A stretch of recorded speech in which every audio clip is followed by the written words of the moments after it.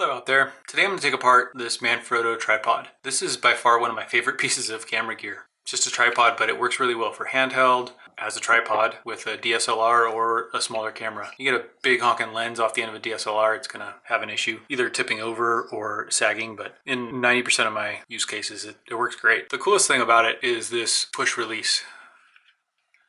Push it, you can swivel it, turn it, do whatever you want, let go, and it freezes. No more twisting little knobs and have things sag after you tighten it. That stuff is just super annoying. I get why it's like that, but this is a really slick design. They pulled it off and it looks really nice. This is a model MTP IXI-B. It fits really well in the hand, it has some nice heft to it. I've had it for quite a while now and it still looks basically new. It's got some little minor scuffs, but overall it looks great. It has little grippy feet. They kept the overall design nice and clean. There's not a bunch of exposed screws or anything. So I have a couple ideas on how this could work and I'm looking forward to figuring it out. So let's dig in. Start off, there are 3 Torx screws in the bottom.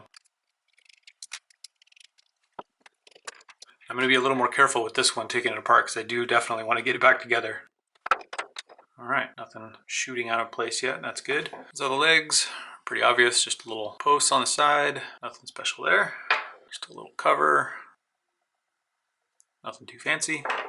And here we can start to see how things are working. You can see the button compresses the spring. Can't really see the guts of it yet, so we'll have to dig in further.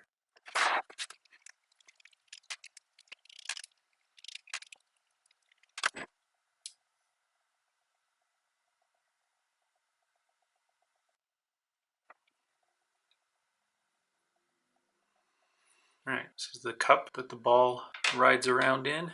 So this screws onto the ball and that locks it onto here. It doesn't just screw off, so I'm not going to take that off, but you can see that the ball has ridges. It's not just stray machining marks. These are ridges so that everything can bite and resist turning. So let's see how this works.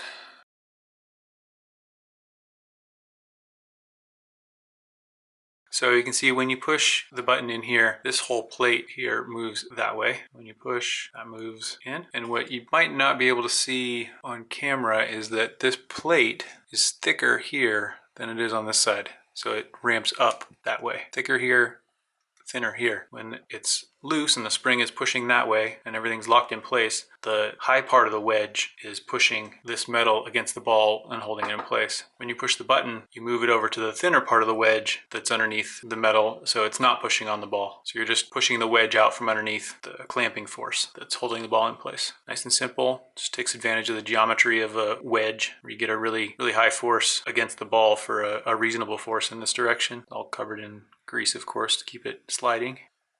So you can see how this plate is thicker here than it is there. That's all it is. So that wedge basically shoves this piece of metal up against the kind of rough ball surface, and that friction keeps it from moving. They also have these little snaps here that hold that in place. This is actually a good way of retaining springs, good example. So there's a little post on there. The spring goes over that, so that keeps the spring from shooting out in all that directions on that side. This side has an even longer post that goes inside the spring, so that spring is really well held in place. And then to keep this thing from flopping around, you can see there's a slot right there and a slot right there. Well, those 2 tabs on this guy are going to snap through there. And now you can see them move. So now this is all a nice self-contained assembly instead of a compressed spring waiting to shoot across the room as soon as the assembler goes to put it together.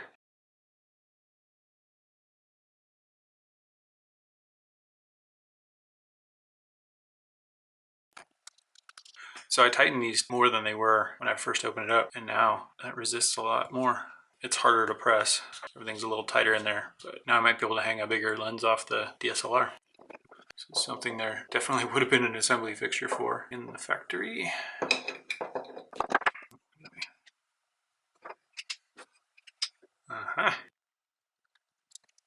Notice it's all one size Torx, and I'm pretty sure those are the same length too, so 7 of the same screw. I like that.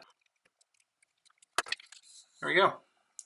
Very nicely done, Manfrotto. I like it. So if anybody has any issues with theirs, it stops being able to hold up your camera or something, that's how you take it apart, put it back together. Overall, I'd highly recommend it. It's great for hand holding, and then you can have your GoPro or whatever on there facing you, and then it's ready to do a time lapse. So I like it. Go out and get yourself one.